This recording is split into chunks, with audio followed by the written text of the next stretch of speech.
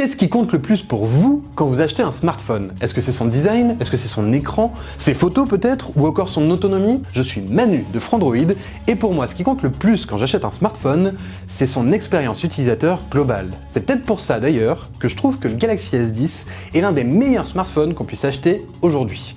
Je vous explique pourquoi, c'est parti.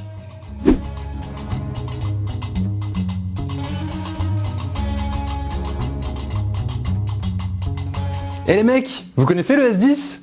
Oui, chef. Il est beau, hein? Oui, chef. Bon voilà, on est tous d'accord, le Galaxy S10 est peut-être l'un des plus beaux smartphones que j'ai eu dans les mains, et pourtant j'en ai eu beaucoup, des smartphones, pas des mains.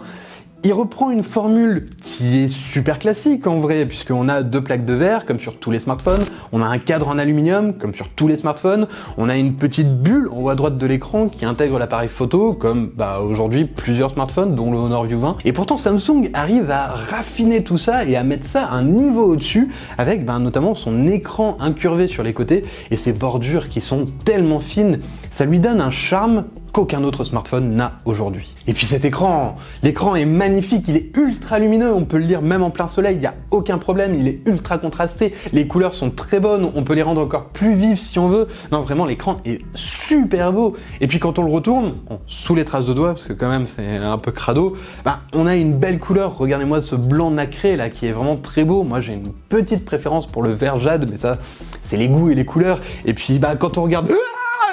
il y a une grosse rayure. Alors attention, sortez couverts les enfants, mettez-lui une coque, parce que là, en moins de 24 heures quand même, j'ai réussi à lui faire une sale moche là en bas du téléphone. Et c'est pas le seul véritable défaut de ce design, puisque sur la tranche, on retrouve ce bouton Bixby qui tombe sous le doigt à chaque fois qu'on veut baisser le volume.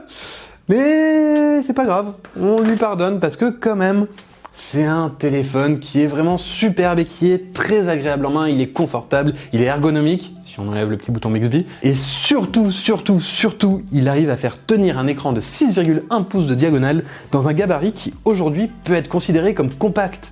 Et ça, c'est magique. En plus, cette prise en main parfaite s'adapte vraiment bien à l'interface One UI qu'a créé Samsung. Mais ça, Omar vous en a déjà parlé dans une autre vidéo, donc je vais pas forcément trop rentrer dans les détails.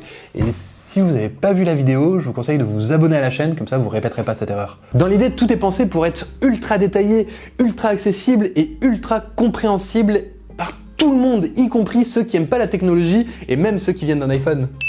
Blague à part, on tourne sous une version très à jour d'Android, mais avec beaucoup de fonctionnalités supplémentaires, comme par exemple l'affichage des applications pop-up, la messagerie double, SmartThings pour gérer les périphériques externes, SmartView pour facilement partager l'écran sur un téléviseur, les dossiers sécurisés, le Game Launcher, le réglage de la grille d'application, l'ouverture rapide du volet de raccourci, le menu latéral, le Finder, ou encore la partie bien-être numérique qui permet de réduire l'attrait de votre smartphone avant d'aller vous coucher, si jamais vous êtes vraiment trop hypnotisé par ces couleurs chatoyantes.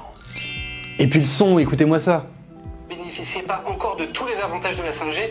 Bon, c'était pas forcément une super idée comme ça en vidéo, surtout que les haut-parleurs manquent un petit peu de puissance malgré leur très bonne homogénéité. Mais par contre, il y a une prise jack et ça, aujourd'hui, c'est quand même assez rare pour être souligné. Et sur mon casque, que ce soit en filaire ou en Bluetooth, j'arrive à avoir une excellente qualité. En plus, on peut retrouver dans les paramètres un égaliseur intégré et une fonction qui permet d'accentuer certaines fréquences après avoir passé un drôle de test d'audition. C'est assez dingue. Malheureusement, le Galaxy S10 a un énorme problème. Voilà, si vous regardez cette vidéo depuis un Galaxy S10, vous avez peut-être dû rebrancher votre smartphone pour pouvoir voir la fin. Bon, j'exagère peut-être un petit peu, mais l'autonomie du S10 est vraiment pas bonne.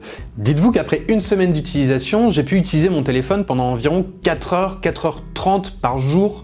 C'est vraiment très peu quand on sait que les meilleurs du marché, ils tiennent plus dans les 6, 7, voire 8 heures. Et même au niveau de la recharge, c'est vraiment pas ouf. Dites-vous qu'avec le chargeur de 15 watts qu'il y a dans la boîte, il faut environ 1h30 pour charger complètement le téléphone, alors qu'il a un tout petit accu. C'est peut-être, et je dis bien peut-être, lié à son Exynos 9820, son processeur si vous préférez. Il est meilleur que l'année dernière, mais il est quand même un petit peu moins bon que ses principaux concurrents, le Snapdragon 855 et le Kirin 980, mais surtout, il chauffe beaucoup et ça montre quand même qu'il y a de la déperdition d'énergie. Et c'est là qu'entre en jeu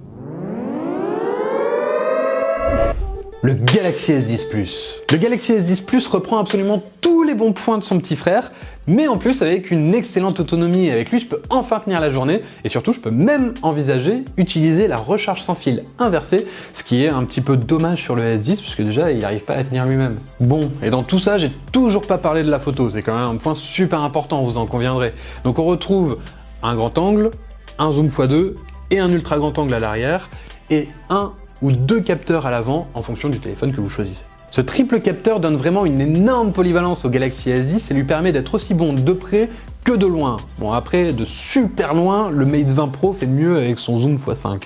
Alors sur l'ultra grand angle, il y a beaucoup de distorsion, mais ça c'est un petit peu normal sur un ultra grand angle, et il est pas terrible en basse lumière, mais par contre, il est très pratique et le capteur principal est vraiment très bon en toutes conditions. En extérieur, check, évidemment. En intérieur, check. En basse lumière, check. Sur une cible qui bouge, on va dire check. Sur un contre-jour, check. Et sur de la macro, check. Il est vraiment très bon, quelles que soient les conditions. Le seul point où l'appareil photo du Galaxy S10 m'a déçu finalement, c'est sur le mode portrait. Non seulement le bokeh au fond est pas extraordinaire, mais en plus la délimitation est vraiment pas terrible. Il a 3 capteurs, il arrive à faire moins bien que le Pixel 3 qui n'en a qu'un seul. Comment il arrive à rater de délimiter une paire de lunettes? Je suis sûr que même mes cheveux, il aurait du mal à les délimiter. Mais heureusement, grâce au génie logiciel de Samsung, l'application photo est super agréable à utiliser encore une fois. Elle est paramétrable, elle est bourrée d'options et en plus, ils ont passé des partenariats qui leur permettent notamment d'avoir une intégration complète de l'appareil photo avec Instagram et d'envoyer directement vos photos en story ou dans votre fil avec la meilleure des qualités. Et ça, si vous utilisez le réseau social, c'est vraiment un très bon point. Enfin, même la partie vidéo est super bonne avec notamment la possibilité de tourner en 4K à 60 fps et une stabilisation de dingue.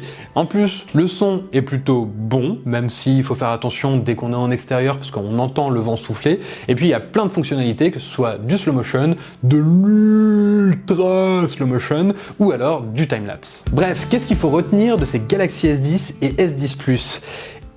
Peut-être qu'ils n'arrivent pas à se démarquer sur un point en particulier et à être le meilleur dans un domaine. Mais par contre, ils arrivent à s'en approcher à chaque fois. Et du coup, on se retrouve avec une expérience utilisateur globale qui est vraiment très appréciable et qui ne déçoit jamais. Sauf peut-être pour l'autonomie du petit modèle. Mais même ça, il y en a qui pourraient s'en contenter. Après un petit peu plus d'une semaine d'utilisation, ce qui ressort, c'est vraiment une parfaite maîtrise de la part de Samsung et une excellente expérience sur ces Galaxy S10. Si t'es d'accord avec moi, tu peux laisser un pouce bleu sur la vidéo, et si t'es pas d'accord, explique-moi pourquoi dans les commentaires, on les lit absolument tous. Sur ce, moi je vous dis à bientôt sur Frandroid.